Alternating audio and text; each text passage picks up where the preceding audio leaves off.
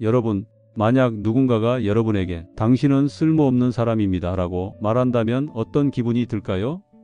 아마 화가 나고 억울하고 마음이 아플 겁니다. 그런데 솔직히 말해보세요. 혹시 여러분 스스로에게 그런 말을 한 적은 없나요? 나는 별로 대단하지 않아. 나 같은 사람이 뭘 할 수 있겠어 라고 말이죠. 하지만 200년 전 조선의 한 학자는 이렇게 외쳤습니다. 사람은 하늘이 낸 보배다. 여러분, 보배예요. 여러분이 스스로를 평범하다고 생각하든 남들이 뭐라고 하든 상관없이 여러분은 하늘이 내린 보배라는 겁니다. 우리 인생에서 가장 소중한 보물은 무엇일까요? 어떤 분은 돈이라고 대답할 수도 있습니다. 다른 분은 건강이라고 말할지도 모릅니다. 그리고 많은 부모님들은 자식이라고 말씀하시겠지요. 사람마다 대답은 다르지만 공통점이 있습니다. 우리가 소중하다고 여기는 것들은 모두 삶을 지탱하는 힘이 된다는 점입니다.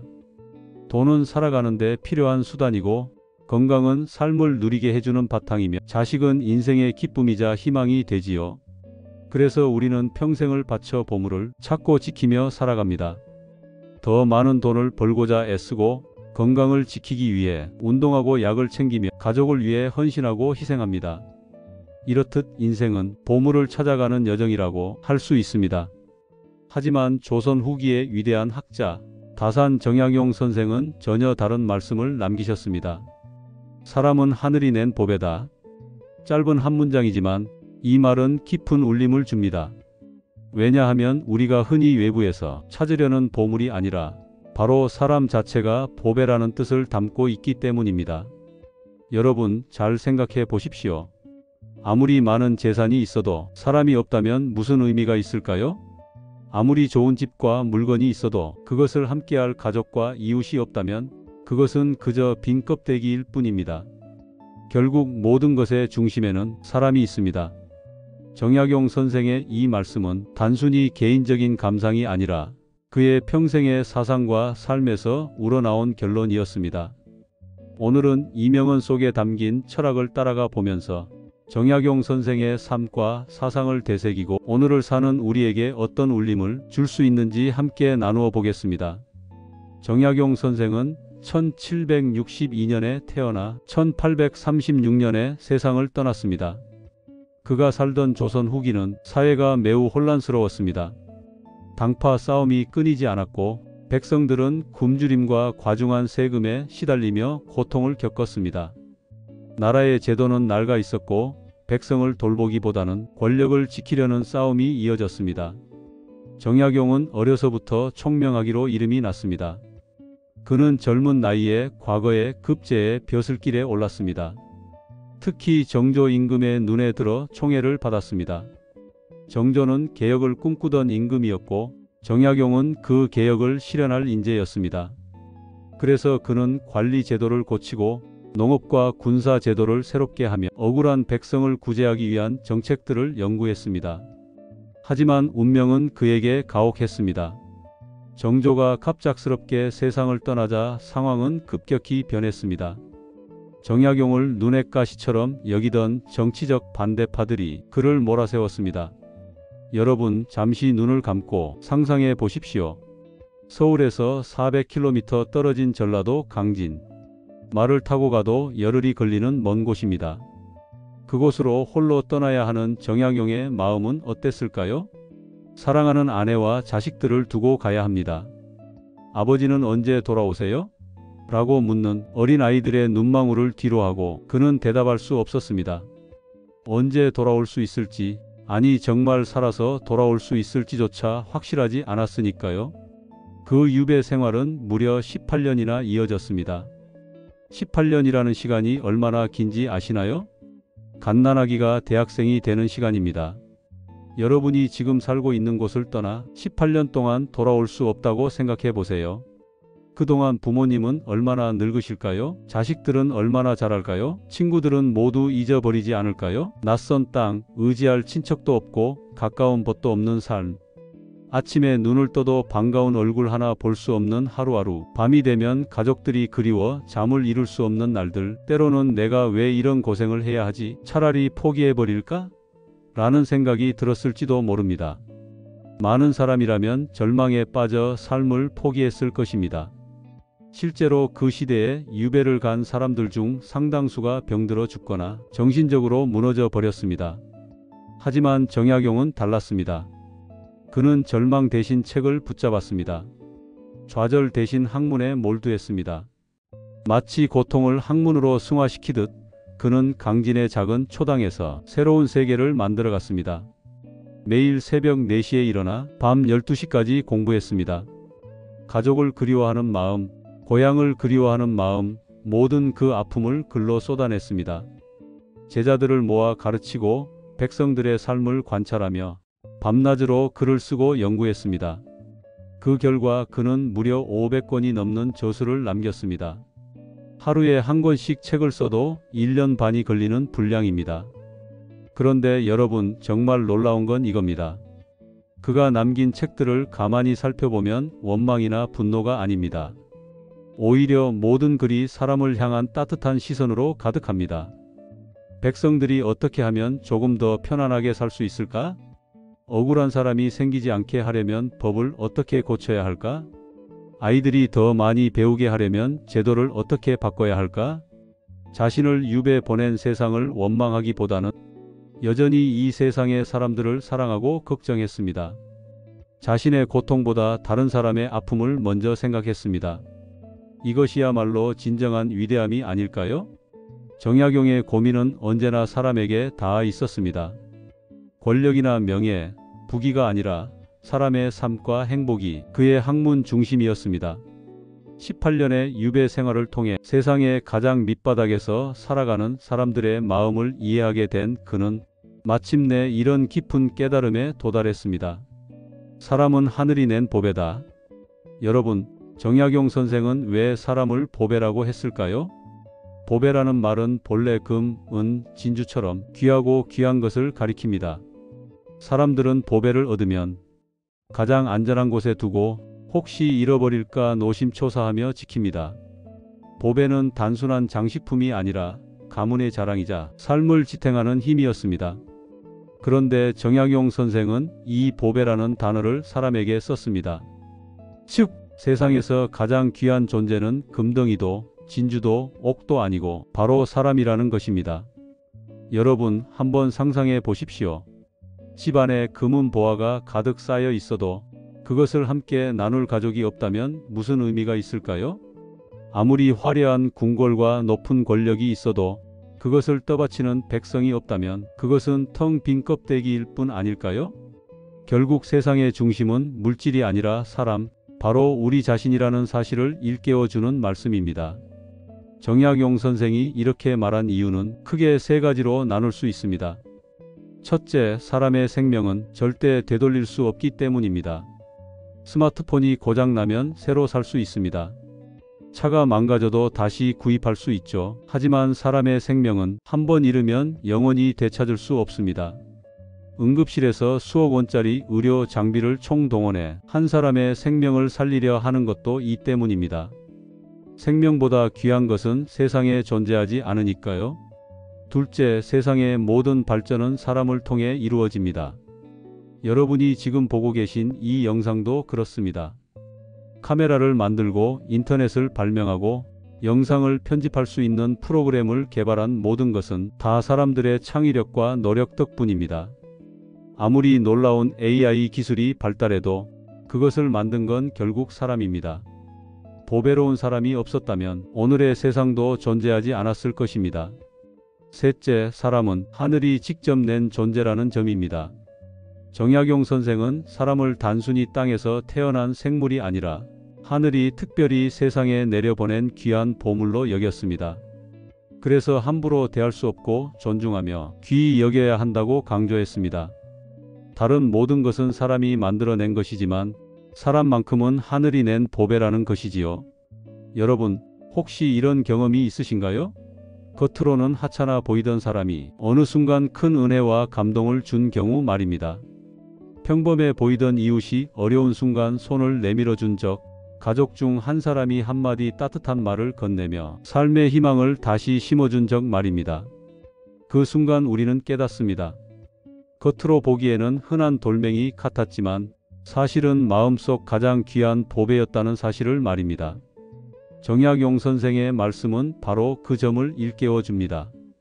사람을 보배로 여기는 사회, 사람을 귀히 여기는 가정, 그리고 스스로를 보배로 여기는 삶이야말로 진정한 행복의 시작이라는 것을 알려줍니다. 정약용 선생의 사상은 단순히 글로만 남은 것이 아닙니다. 그가 살던 시대와 이후, 역사를 통해 사람을 보배로 여기는 태도가 얼마나 중요한지를 확인할 수 있습니다. 우선 목민심서를 살펴봅시다. 이 책은 지방 관리들이 백성을 다스릴 때 반드시 지켜야 할 도리와 규범을 기록한 책입니다. 거기서 정약용 선생은 끊임없이 강조했습니다. 관리는 권세를 누리기 위해 있는 것이 아니라 백성을 편안하게 하기 위해 존재한다. 즉, 백성을 보배처럼 여기고 그들의 삶을 돌보는 것이 관리의 본분이라는 뜻이지요. 역사 속 위대한 지도자들은 모두 이 점을 깊이 이해했습니다. 세종대왕을 예로 들어봅시다. 세종은 백성을 위해 한글을 만들었습니다. 양반과 관리들은 이미 한문을 쓰고 있었기 때문에 큰 불편이 없었지만 백성들은 그를 몰라 억울해도 하소연할 길이 없었습니다. 세종은 바로 이 점을 안타깝게 여겨 누구나 쉽게 읽고 쓸 수 있는 글자를 만들었던 것입니다. 바로 그 덕분에 우리는 지금 한글을 쓰며 지식을 나눌 수 있습니다. 세종은 백성을 보배로 여겼기 때문에 위대한 왕으로 기억되는 것입니다. 또 다른 예도 있습니다. 농업기술을 백성들에게 알리기 위해 농사직설이라는 책을 펴내도록 했습니다. 그 시대 백성들에게는 비단 옷이나 화려한 장식품보다도 농사법을 제대로 배우는 것이 훨씬 더 중요한 보배였기 때문입니다. 반대로 백성을 보배로 여기지 않았던 시대는 어떻게 되었을까요? 탐관 오리들이 세금을 마음대로 거두고 뇌물을 받아 챙기며 백성을 노예처럼 부렸던 시절이 있었습니다. 그 결과 농민 봉기가 일어났고 민심은 흉흉해졌으며 나라는 점점 쇠락해 갔습니다. 아무리 금은 보화가 궁궐에 쌓여 있어도 백성의 마음이 떠난 나라는 오래 버틸 수 없었던 것입니다. 정약용의 또 다른 저서 흠음심서는 형벌과 재판에 관한 책입니다. 그는 여기서도 사람을 보배로 여겼습니다. 억울한 사람이 단 한 명이라도 생기면 나라의 근본이 흔들린다고 보았기 때문입니다. 형벌은 반드시 신중해야 하며 사람의 생명과 존엄을 무엇보다 먼저 지켜야 한다고 그는 강조했습니다. 정약용은 유배지에서도 결코 혼자가 아니었습니다. 그에게는 학문을 배우고자 찾아온 제자들이 있었습니다. 그들은 스승 곁에서 배우며 서로 토론하며 세상을 바꾸려는 꿈을 키웠습니다. 정약용은 제자들에게 늘 이렇게 말했습니다. 너희 한 사람 한 사람이 나라의 기둥이 되고 백성의 보배가 될 것이다. 그는 제자들을 보면서도 사람은 하늘이 낸 보배라는 확신을 더욱 굳혔던 것입니다. 또한 그는 유배지에서 가난한 백성들의 생활을 가까이서 지켜보았습니다. 추운 겨울을 제대로 견디지 못하는 백성들, 배고픔에 허덕이는 아이들, 그의 눈에 비친 백성들은 단순한 숫자가 아니었습니다. 그는 그 한 사람 한 사람이 다 보배라는 사실을 잊지 않았습니다. 그래서 더더욱 학문으로, 글로 그들을 도울 길을 찾고자 했던 것입니다. 여러분, 역사는 분명히 말하고 있습니다. 사람을 보배로 여기는 사회는 흥하고 사람을 하찮게 여기는 사회는 반드시 망합니다. 한 사람을 귀히 여기고 존중할 때 그 힘이 모여 나라를 일으킵니다. 반대로 사람을 억압하고 무시할 때 아무리 큰 권력과 재물이 있어도 결국은 무너지고 맙니다. 정약용 선생의 말씀, 사람은 하늘이 낸 보배다는 200년이 지난 지금도 여전히 큰 울림을 줍니다. 그렇다면 이 말씀이 오늘 우리의 삶 속에서는 어떤 의미로 다가올까요? 먼저 가정에서의 교훈입니다. 가족 한 사람 한 사람이 모두 하늘이 내린 보배입니다. 부모님은 자식에게, 자식은 부모에게, 또 배우자는 서로에게 가장 소중한 보물입니다. 그러나 우리는 바쁘고 지치다 보면 이 사실을 잊어버리곤 합니다. 매일 얼굴을 보기에 당연하게 여기고 서로의 소중함을 말로 표현하지 않게 되지요. 여러분, 혹시 오늘 하루 동안 가족에게 당신은 내 보배야라고 말해보신 적 있으십니까? 아마 대부분은 고개를 저으실 겁니다. 하지만 그 짧은 말 한마디가 가족의 마음을 밝히고 삶에 힘을 불어넣을 수 있습니다. 정약용 선생님의 말씀은 우리에게 바로 그 실천을 요구합니다. 가족을 보배처럼 여기며 존중하고 사랑할 때 가정은 평안과 행복으로 가득 차게 됩니다. 다음은 사회에서의 교훈입니다. 오늘날 우리는 돈과 효율을 우선시하는 시대를 살고 있습니다. 회사의 성과, 국가의 경제 성장, 개인의 재산 증식 모두 중요해 보이지만 그 중심에 사람이 없다면 허무한 껍데기에 불과합니다. 한 사회가 진정으로 발전한다는 것은 경제 지표가 올라가는 것이 아닙니다. 그 사회 속에서 살아가는 사람들이 존중받고 안전하게 살며 행복을 느끼는 것입니다. 사람을 돈보다 귀하게 여기는 사회가 되어야 따뜻한 공동체가 만들어집니다. 정약용 선생의 말씀은 오늘날에도 큰 경고와 교훈을 줍니다. 사람을 보배로 여겨라. 그렇지 않으면 그 어떤 발전도 무의미하다. 그리고 마지막으로 나 자신에 대한 교훈입니다. 혹시 여러분 중에 스스로를 하찮게 여기고 계신 분은 없습니까? 나이가 들었다고, 가진 것이 없다고, 건강이 약해졌다고, 그래서 나는 별것 아니라고 생각하는 분이 계신가요? 그러나 아닙니다. 여러분은 여전히 하늘이 낸 보배입니다.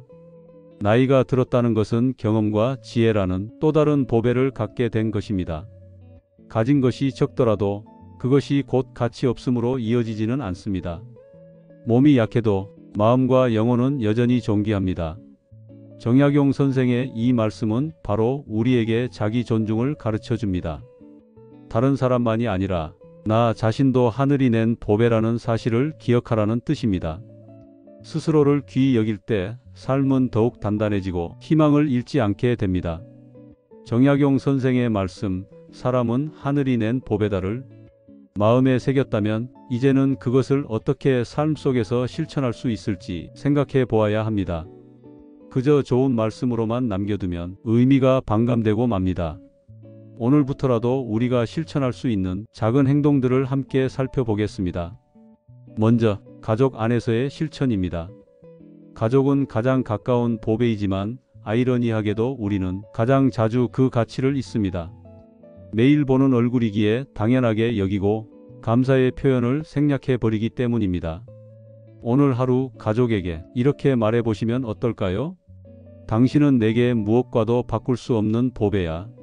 그 짧은 한마디가 배우자의 마음을 따뜻하게 하고 부모님의 주름진 얼굴에 미소를 짓게 할 수 있습니다.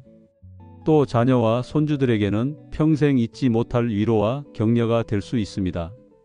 둘째, 이웃과 사회에서의 실천입니다. 우리는 종종 낯선 사람을 스쳐 지나가듯 대하지만 그들 역시 하늘이 낸 보배입니다. 마트 계산대에서 우리 앞에 서 있는 점원, 버스를 운전하는 기사님, 골목에서 마주치는 경비 아저씨, 길에서 만난 아이들, 모두가 누군가의 소중한 가족이며 우리 사회를 떠받치는 귀한 존재입니다. 그들에게 따뜻한 눈길 하나, 인사 한마디를 건네 보십시오. 수고 많으십니다. 오늘도 고맙습니다. 짧은 말이지만 그 말 속에 사람을 보배로 여기는 마음이 담겨 있습니다. 셋째, 나 자신에게 적용하는 실천입니다. 많은 사람들이 남을 위로하고 격려하는 데는 익숙하지만 정작 자기 자신에게는 인색합니다. 스스로에게 나는 별것 아닌 사람이라고 말하며 자존심을 깎아내리곤 합니다. 하지만 정약용 선생의 말씀을 기억해야 합니다. 여러분 자신도 하늘이 낸 보배입니다. 매일 아침 거울을 보면서 스스로에게 이렇게 말해 보십시오. 나는 하늘이 낸 귀한 보배다. 나는 소중하다. 그렇게 스스로를 인정할 때 삶에 대한 태도와 마음의 무게가 달라집니다. 여러분, 이 세 가지 실천 방법, 가족에게, 이웃에게, 그리고 나 자신에게 그리 어렵지 않습니다. 큰 돈이 드는 것도 특별한 능력이 필요한 것도 아닙니다. 다만 우리가 마음을 조금만 바꾸고 입술로 따뜻한 말을 내뱉으며 눈길을 부드럽게 건네면 됩니다. 오늘 하루를 마치고 잠자리에 들 때 이렇게 점검해 보시길 권합니다. 나는 오늘 가족을 보배로 대했는가? 나는 오늘 만난 이웃을 존중했는가? 나는 나 자신을 보배로 여겼는가? 이 질문에 고개를 끄덕일 수 있다면 그 하루는 정약용 선생의 가르침을 실천한 하루일 것입니다. 이제 우리는 정약용 선생의 사람은 하늘이 낸 보배다라는 명언을 함께 깊이 살펴보았습니다. 정약용 선생은 강진 유배지에서 18년 동안 사람에 대한 깊은 사랑으로 학문에 몰두했습니다. 그 모든 연구의 중심에는 바로 사람이 있었고, 그래서 사람은 하늘이 낸 보배다라는 깨달음에 도달할 수 있었습니다. 여러분, 잠시 마음을 가만히 다잡아 보십시오. 주변 사람들을 떠올려 보세요. 그들은 모두 하늘이 낸 보배입니다. 그리고 여러분 자신도 그 누구와도 바꿀 수 없는 소중한 존재입니다. 오늘 밤 거울 앞에서 스스로에게 속삭여 보세요. 나는 하늘이 낸 보배다. 내일 아침 가족을 볼 때, 힘든 사람을 만날 때도 잠시만 기억해 주세요. 저 사람도 누군가의 소중한 보배겠지. 정약용 선생이 우리에게 남긴 지혜는 분명합니다. 사람을 귀히 여기고 서로를 존중하며 나 자신을 사랑하는 것, 그것이 세상을 바꾸는 가장 큰 힘입니다. 정약용 선생님의 주옥 같은 말씀들을 앞으로도 계속 함께 나누겠습니다. 구독과 좋아요로 함께 해주세요. 오늘 하루 수고 많으셨습니다. 여러분 모두가 저에게는 소중한 보배입니다.